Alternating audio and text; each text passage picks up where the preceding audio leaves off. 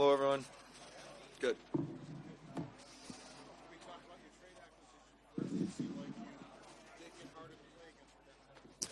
Yeah, that's certainly something we've talked a lot about this offseason, identifying players that check some boxes in terms of physicality, hard to play against. I mean, he's a big 6'3", led their team in hits, penalty killer as well, character guy, but when he hits hard. And we've been looking at ways to just, obviously physicality is one part, but just be harder to play against. And he's certainly someone that brings that every night. And that was a big need that we came to this offseason and looking for, and we were excited to get him. When did that go back to the Well, I can tell you that Seth Appert, as this discussion was going on over the last few days, said that in the American Hockey League, he had teams were scared to play against him. He was clearly someone when he stepped on the ice, had a lot of respect and a lot of room, and I think just the way he performed last year and was able to bring that element into the National Hockey League. I mean, leading a team in hits, says something just about the consistency of it, especially when you got Tom Wilson on the team, and I just think it's an area that he understands his role and plays it well. Why do you think that just the price tag on that, a second-round pick for a guy who's a restricted free agent, what, I guess, led that to be the cost? Well, I think, anytime you're acquiring a player that is well-liked on the other team, there's going to be a price to pay. For us, it comes down to when we made the trade back with 11 to pick up the extra asset, which was 42. Now we had 42 and 43. In my mind, we were going to shop it as hard as we could to find what we were looking for in some way, and that's what we were able to do. So you certainly make one trade with another trade in mind potentially, but in saying all that, if a trade doesn't go through, you have a pretty good asset. But it was an area of need, and that was the price that we were definitely worth paying. Is Zemmer still considering signing with you guys in Forton tomorrow? Yeah, we're down to the last hours here, so he's someone that I'll be connecting with here in the next 24 hours, and you get to this close, understand where he is in his career, but we've kept the communication open, and we'll see where it goes.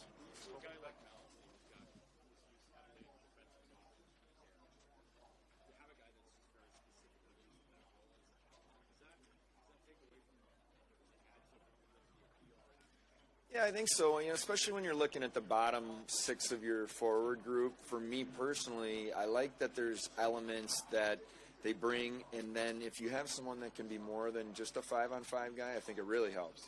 So now you have the physicality of someone that's going to get in and have a presence, but also if you can have a penalty killer be part of that, I just think it adds. Yeah, that's part of why we're willing to give up a good asset to get him.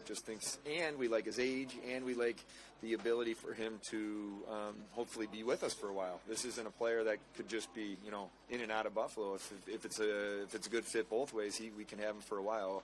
And I just think the character part matters too, which certainly the due diligence checked all those boxes. What goes into evaluating a player like him when he was used so much in defensive zone face-off? So if you look at it from an analytics standpoint, it might not look pretty.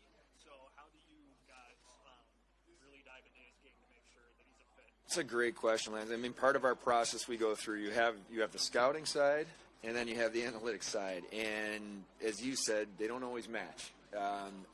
From the scouting perspective, the pro scouts pounding the table for the guy. This guy is a player that's direct, hard, finishes checks, and not just finishes checks, but finishes checks hard. And there was a real need for that, in my opinion, as I've said a few times now. And so then you flip to the analytics side, and maybe you go into the discussion thinking that it wouldn't be as good, but actually our guys we're pretty excited about this player. So which then just gives you more information and more comfort, especially giving up a good asset. I have. We had a great talk.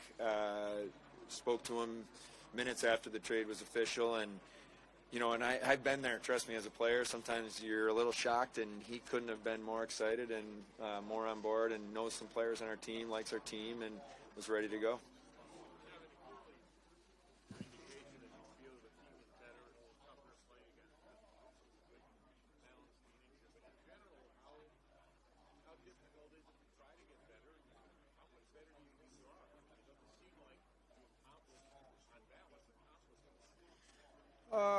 Which part you mean for our roster? Just the overall draft? Yeah, I think we came into this draft with a couple goals in mind. And when I say draft, let's say draft week, just the whole as you lead into the next couple days as well.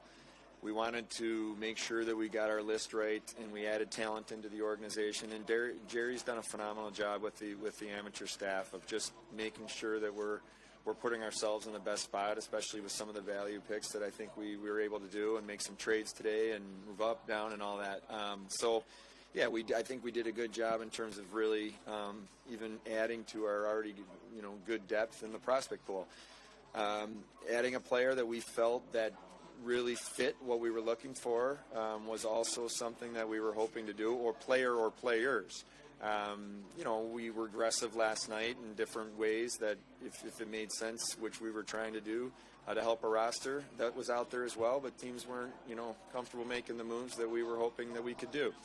So now you will continue conversations tonight and into tomorrow on some different things that we have that are still out there a little bit.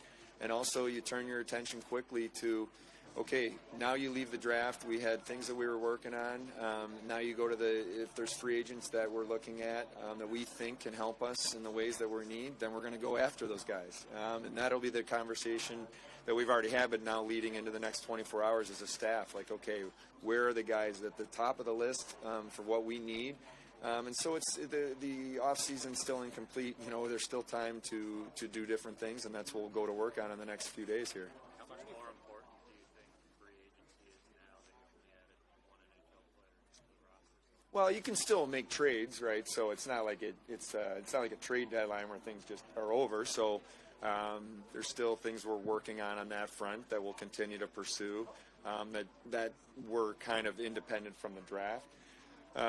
But yeah, there's free agents when I say free agents, they're guys you think will be there on July 1st. They could still sign before with their teams before July 1st. So we've tiered it. We've done the work internally. We've prioritized exactly what we're looking for, the needs, right from forwards through the organization, D and goaltending. So now we'll go after it, and it's always a little unsure, because it has to be a match. We have to put our best foot forward in terms of free agents, and they have to want to be in Buffalo, and we got to make it work. But that's what we'll do in the areas that we think we need to add. I mean, it's part of the CBA. I'm certainly open to it.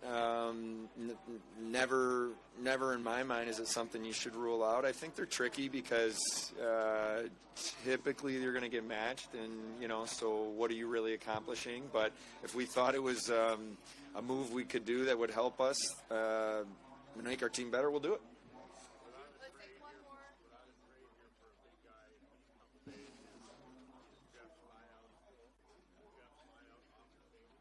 No, it's we initiated the process today, so it's a step-by-step process. So that's yep. It started that process was started early this morning, and that'll Mark Jakubowski can be better in terms of specifics on just the timeline of it, but that was started, and that's our intention to move forward. All right, thanks, guys.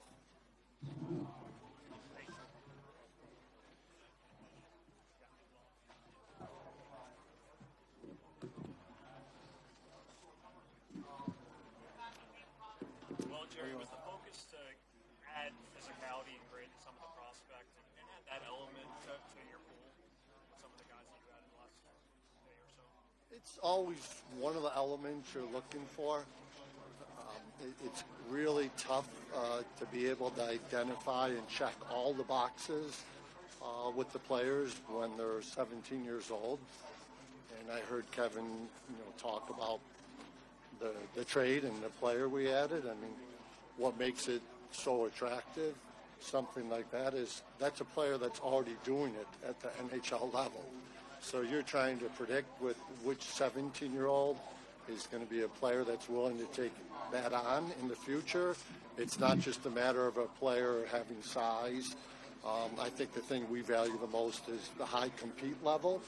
And obviously, size is important, and you hope that in time those two things will end up, morphing into, even maybe more toughness and aggressiveness than you see at the time when you're watching them in the draft year. What can you tell us about the player? Obviously, he stands out just because of his size, but he's a big stuff. What can you tell us? Was a huge priority player for us. We had him high on our list. It seems like there's one of these players each year for us that we've been fortunate enough to get in the early to mid second round. Obviously a big kid, skates well. I think he has a good brain for the game. The character with this kid is just as much a part of the story as anything else.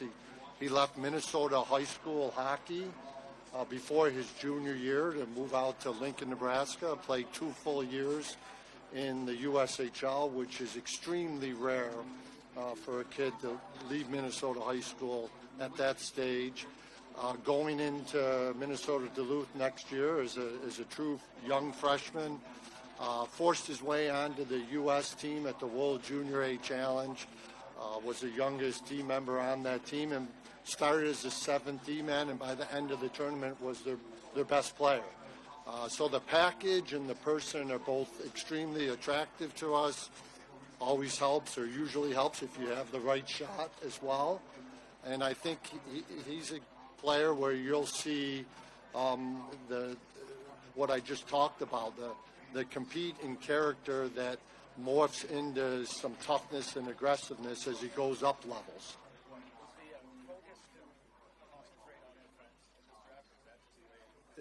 It really wasn't, and there were probably actually a couple picks there where it got in our brain a couple times, and we were thinking, should we go after a forward in this spot to balance out the class a little bit, because we were a little D-heavy last year as well. But I do think the previous couple drafts before that, we were a little bit heavy on the forward side. So we thought about it. We weren't really focusing on D. We had a feeling in the second, third round it might fall that way.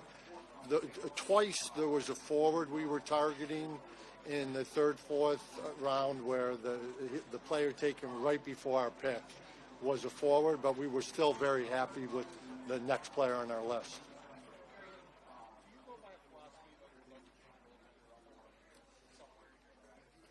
I would say close to every year, and you're going to balance that out in terms of what round you take them in. It's really difficult. There tends to be a run on goalies, as we all know, in the second and third round, and it seems like once the first one goes, a bunch go right after. We didn't feel like we had one slotted in the early rounds where we were comfortable taking them. We thought we had one we were going to take in the fourth. A goalie, just like a couple of forwards, went right before our pick. And then we had a few that we were targeting late. So one worked out late. But it helps to have them in your pipeline. We were very happy to get, Ratzlaff where we got him last year. So that piggybacks on that a little bit too.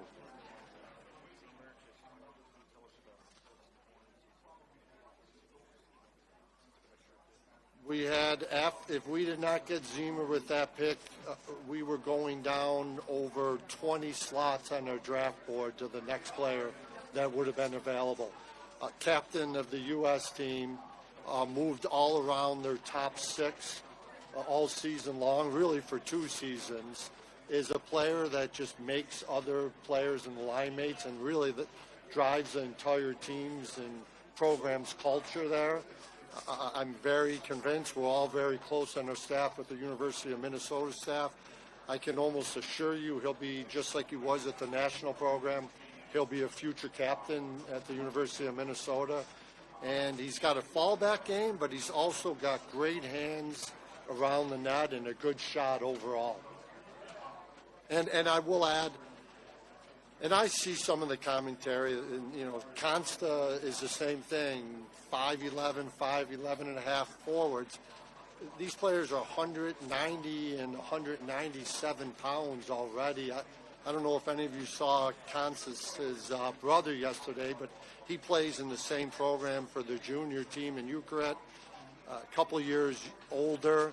He's a little bit over 6 feet tall and 212 pounds. I don't know if we expect, Hellenius to get to that size, but I would expect he's going to play over 200 pounds and touch 6 feet by the time he's playing in the NHL. And Zemmer is the same way. I think he'll be over 6 feet and play at probably 210 pounds. You guys have a lot of connections with Geary through Michigan State, whether it be Adam and then Tim Kennedy coached him with the junior Sabres. What attracted you guys to him? Great story there. Another high compete player, 2 years in the USHL, forced his way into the lineup at Michigan State this year, and obviously was stir back there. And the draft eligible player that we saw Michigan State so many times. He was a player that Jason Nightingale was extremely passionate about, as were others, myself included. We brought him into our own little mini combine in Buffalo. I had, Timmy Kennedy and Jason and others telling me what an elite athlete he was always. We ran him through the same test that our NHL players run through and that they use at the combine. He would have tested out at the combine in the top 3 percentile of all the athletes at the combine and probably top 5 percentile of our NHL players. And loved the path, a couple more years at least at Michigan State. And, the Buffalo, being a Buffalo kid's a bonus. And we obviously know his character inside and out.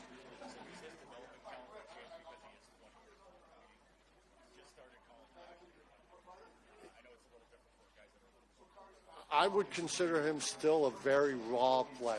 And I think by his own admission, he was a little bit of, he used the term that a couple of coaches used with him. He was a little bit of a cowboy on the ice at times. I would say like a wild horse. He just wanted to rely on high compete all the time. And being at Michigan State and playing college hockey and in the Big Ten, he's adapting to a little more structure, scored the game-winning goal in the Big Ten championship game, started to rein his game in a little bit. But the thing we like most is athleticism, skating, strong frame, and high compete level. Good. Thanks. Thank you, Jerry.